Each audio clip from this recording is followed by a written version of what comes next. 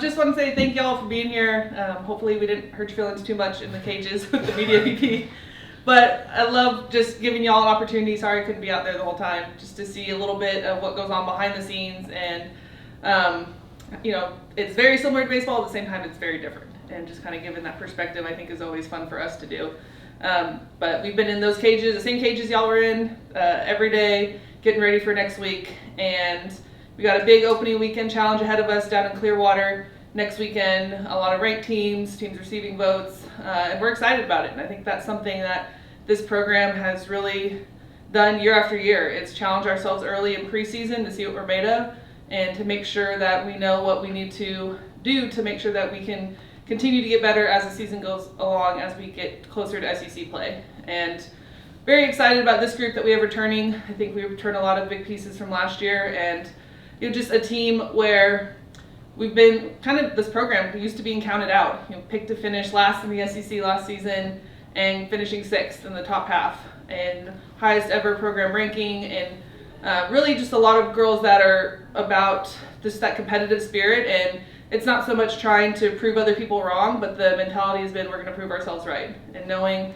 the talent that we have in this room, the work that they put in day after day when nobody really gets to see them, and just the confidence they have in each other when we take the field. And I'd say this group, more so than any I've had in the past, has just really locked down on that mentality. They're competitive, they're a little more serious, they get after it every day at practice, they want to be pushed, and they want the challenge. They don't care what the outside rankings, whatever they might be, are going to pick them. They know that we're good and that we can go out there and make a little noise this season. And it's every year it's how do you replace this player, and I think we've shown that by developing the young ones, and that's something that we've done consistently. We bring in transfers that are going to help us fill in some holes, but that's not our MO to just replace our roster year after year. We're big on big freshman classes, because when we can bring in a lot of young talent, we know they're going to get better in our program with the resources that we have. And I think this year's no different. Another strong freshman class, another big freshman class for us.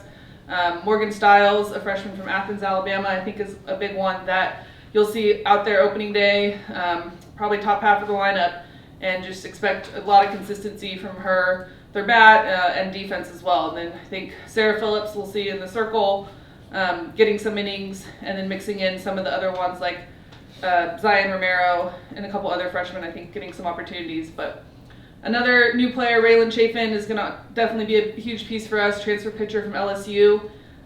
She's been through her own battles this year with her cancer diagnosis in the fall, but she's handled it well. She's ready. She's been ready for game day since we got back January 6th, and she wants the ball and she wants to get out there. She's got something to prove, and I think she's going to be a huge piece in helping balance Josie Marin and taking some innings off of her in the circle. And the two of them, along with Delaney Everett, I think will be the three that see a lot of innings early on, and then mixing in Sarah Phillips and Lexi Sosa, I think, to kind of round out maybe our top 5 pitchers that we'll use quite a bit, especially playing a lot of games early in the season. Returners wise, I think it's Sierra Sacco, obviously a returning All-SEC player for us, just another constant in our lineup in center field, along with 2 sophomores in Ella Wesolowski behind home plate and Kylie Edwards at shortstop that I think really anchor us. Expect a lot from those sophomores. They've grown up a lot. They've gotten better and better, and they're just so talented for us. Along with Jessie Blaine, Nadia Barbary, Riley Hull, a couple others that I think will be out there that have some big experience. And probably a couple new faces are juniors that have been in the program for 2 years that haven't played a whole lot, but they're going to get some opportunities this year, and that's Kiara Sells and Morgan Bernardini, and 2 players that have really done it the right way. They've worked hard, and in today's era where it's easy to look for the next best thing when you're not getting opportunities, they've stayed the course, they've put in the work, and they've earned the right to have starting positions next week. And excited for both of them. They both look great offensively and in the outfield, and I think they'll be out there to help Sierra Sacco, and then probably mixing in the off catcher, whether that be Jessie or Ella, in one of the outfield spots or the DP as well. But excited about this group. Another tough schedule for us, but I think we're looking forward to it. Excited for the opportunity to get both OU and Texas on the schedule in their first year in SEC play. And for us, we try and take it one game at a time, and starting with opening weekend and the 2 ranked teams we play on day 1, and that's what we're preparing for and where our focus is right now. Start with Dylan. Coach, you mentioned that returning group and specifically with Sierra Sacco. What have you kind of seen from her in the offseason? Obviously one of the best defensive players in the country, not just on the field and her abilities in the field, but as a leader too for this team. Yeah, her leadership really has grown a lot, and she really wants her senior season to be the best for her and for this program. And she's just very determined in everything she does, and she wants to get into coaching when she's done. And I think that's really kind of helped elevate her perspective of it all. And she's a good one to have conversations with after, like, hey, where's the team at? What do you think maybe we could do here? And just wants to kind of talk at a higher level. And to see her kind of be that leader, and I think she's probably the one on the field that pushes the other players the most. But she's not afraid to ask for more. And I think Kaylani Sells, the younger Sells sister in the outfield, she's going to be really great in a few years, and because of Sierra Sacco. She pushes her, she tells her to go get, she tells her she can make plays, and she's just making her better so that when Sierra graduates, she's leaving a legacy with the younger players behind her. But I think offensively, we're going to see a big growth from her too. She came in last year really as slapper only, a lot of short game, and she told me this year she's not slapping anymore. And she's worked a lot on standing in, and she's got the power and the potential to be a home run extra base hitter for us. So I think she's going to be standing in quite a bit. Probably not, she might play some games in the leadoff, but I think getting her in a position, a little bit more RBIs and production, maybe in the 2 or 3 hole to start the year. Benjamin? You mentioned the big freshman class. You have eight freshmen on this year's team. With that in mind, does that sort of influence how you approach things with the transfer portal? I know there's a lot to be said with how teams approach that these days, and you mentioned in your opening statement too that it's about sort of building a program and guys who are going to be here for a long time. So you had one big impact picture, but sort of how did that sort of influence your thinking? Yeah, that's just kind of been our perspective. I think over the years, as the portal's grown, it's what we've seen works for us. And I think, learning along the way is like finding the right fit for the program too, not just the best available players. And you take a player like Sierra Sacco out of the portal, and we wish we'd had her for 4 years, because just no telling what she could have done for this program in 4 years. But when you need to fill a hole, you're going to go and get someone that you think is going to be a good fit, like her. Jessie Blaine, Lexi Sosa were probably the biggest group we took out of the portal. But for us, we're big believers in player development and what we can do with our technology, our resources on campus, everything from the sports science program in our strength and conditioning department, along with our partnership with athlete engineering on campus. And just to see the growth over time of players like Madison Kennedy, you kind of came in as a defensive-only player her freshman year and left as an All-American who led the SEC in home runs, and just really turned into the complete player. And that's where we get excited. And it just, I think overall for the program, when you have players around for 4 years, it helps with the culture, the buy-in, and just continuing to bring in better and better athletes. And I think that's the goal. And some programs, it works better to bring in a bunch of transfers. And just for us, that's kind of been our, the way we've approached the portal and the way that we really attack our recruiting, is trying to bring in the best out of high school and just continue to let them grow and get better and develop. Danny? You mentioned that opening tournament faces so many ranked teams, almost a postseason field in preseason. Just talk about a measuring stick that'll bring you right off the bat. It really will. It's a tough weekend. I think it got tougher as the summer went on in the off season, because this was a tournament that we had signed up for over a year ago. But that's what we like it, and I think we're going to see four of the top pitchers in the country, from Texas Tech, Nebraska. The Penn State returning pitcher is really good as well, along with Duke, a World Series team last year. So really good challenges for us, particularly our offense right away. Just very complete teams. Texas Tech kind of based on transfers this year, new coach, a bunch of new players. I think they returned one player from last year, but they bring in a lot of really good transfer talent. Duke, obviously off their World Series run. Penn State, again, back in postseason with their new coach, I think maybe 1 or 2 years in a row now. So just a lot of really good time to see where we measure up. And they're all different pitchers as well. They all kind of throw different pitches, different strengths. So it makes planning for that a little bit difficult, getting ready for 5 very different arms that we're going to see that weekend, along with Bethune-Cookman. But I think we've talked about it's going to really set us up for the rest of the year, because there will not be another weekend where we see that many number 1 arms. Even you go into SEC play, we'll see some great pitchers, but they don't have 5 of them on one staff. So just a good chance to see where we measure up, maybe what type of pitching is a weakness for us that we can shore up before we get into SEC play, whether it's the drop ball pitching, the rise ball, the lefty, the changeup specialist, because we're going to see it all opening weekend. And we're excited for the challenge. They've been really locked in. Normally we wait until maybe game week or the week before to start our video and our game planning and our game day prep. We started 2 weeks ago, and just trying to make sure that we give the time to each pitcher we're going to face so that the girls feel prepared next weekend. Sam? What area do you just think this team is most improved from last year? Ooh, that's a good question. I'd say probably the depth of our offense is going to be the biggest improvement. We had some really strong hitters at the top, but I think this year we're going to be strong at the bottom as well, and just giving us a more all-around cohesive offense, as well as adding in some speed. And we've gotten to the point where just the way we recruit, looking for overall athletes, players that can hit home runs but also steal bases, and that aren't just maybe power only or speed only. I'd say that's probably the biggest thing, just the versatility. We may not hit as many home runs as we hit in the past, but I think we're going to steal more bases. And that was similar to last year's team. We weren't high up in total home runs hit across the country, but we were very high just in run production and runs scored. And I think we were even better than we were with that last year. So I think that, along with just overall a big improvement for us in the last 3 years, has probably been our defense. And I think along with bringing in the right athletes, with Coach Shaw working with our infield as well, our defense has just gotten better and better, which in turn helps the pitching staff out too. Bryce? Competing in the SEC, tough schedule, as we mentioned with Sam's last question as well. What part of your roster specifically gives you the most confidence heading into SEC play and the schedule to be able to succeed? I think just the returners in general, the experience that they've had, whether they be the sophomores in Ella and Kylie or our senior class. Riley Hull's been here the longest, and she's had experience playing in a super regional and big postseason games. And then Sierra Sacco, Jessie Blaine, Lexi Sosa as transfers, and Raylan bringing in that experience and just knowing what the pressures of an SEC weekend is like. And really the motto so far throughout this season has been, hey, we're going to finish. And that's something that we feel like we could have done better last year.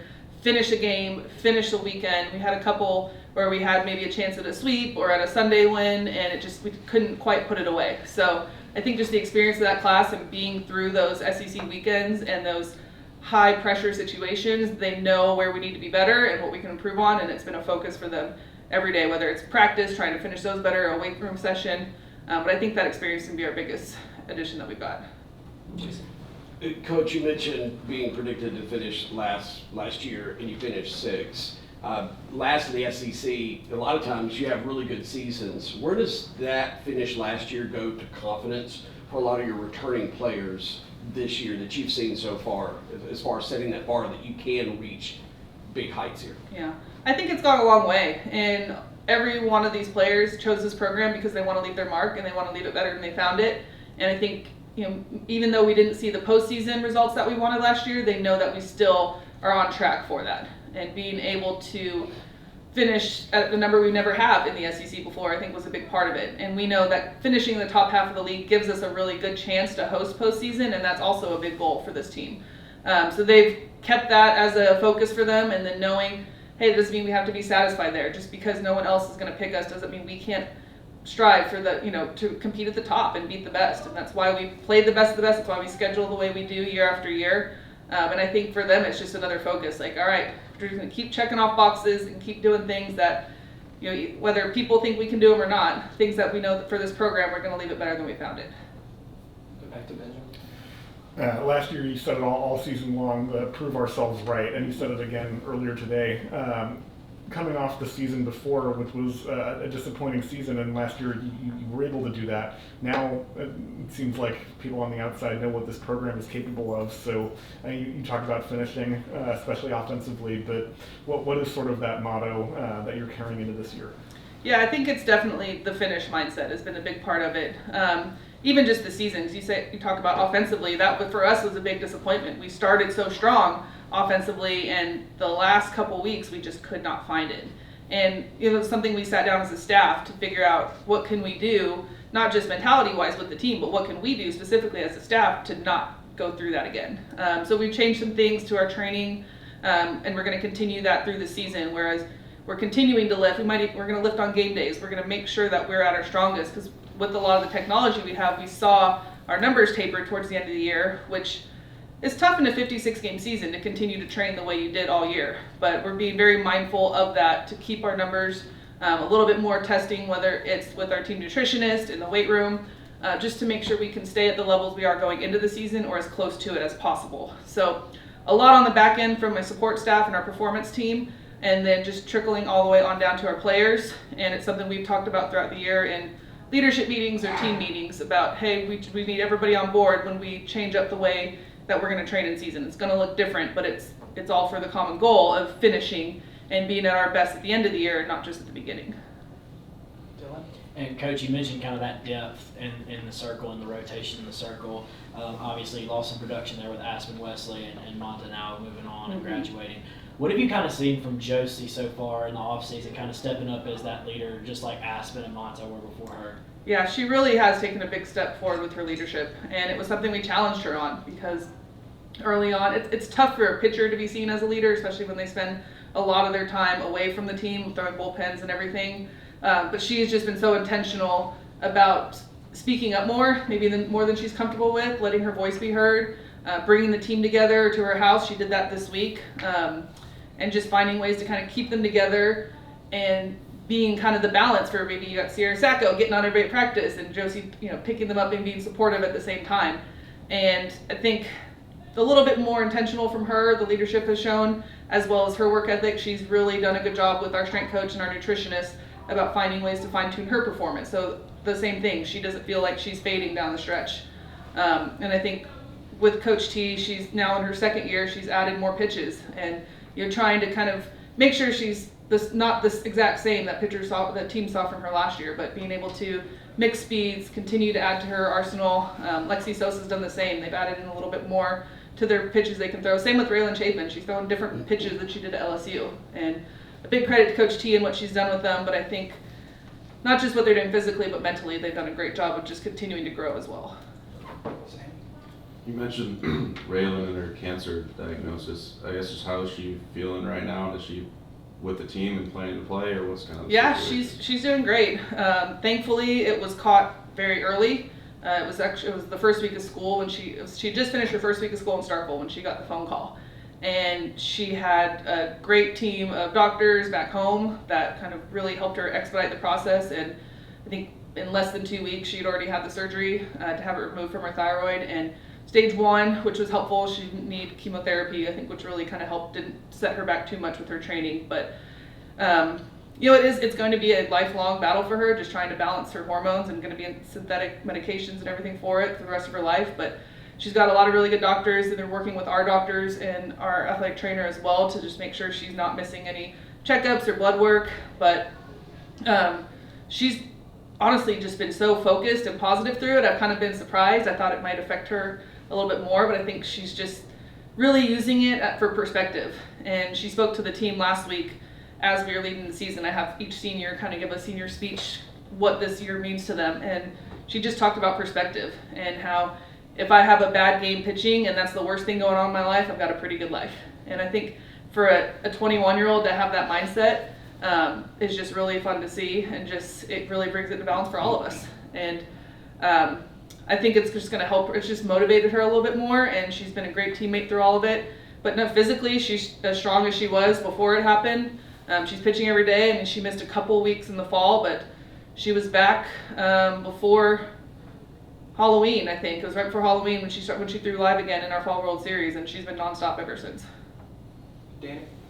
Coach, you talked about Oklahoma, Texas joining the league. An already great league is going to be made even better with those two coming in. Did a good job of scheduling Oklahoma the past couple of years, so they're not going to be a surprise. But just talk about what those two teams are going to mean to this league. Yeah, and that was the point. We knew with OU joining the league sooner rather than later, we played them, we scheduled them the last 4 years. So this will be 5 years in a row playing them.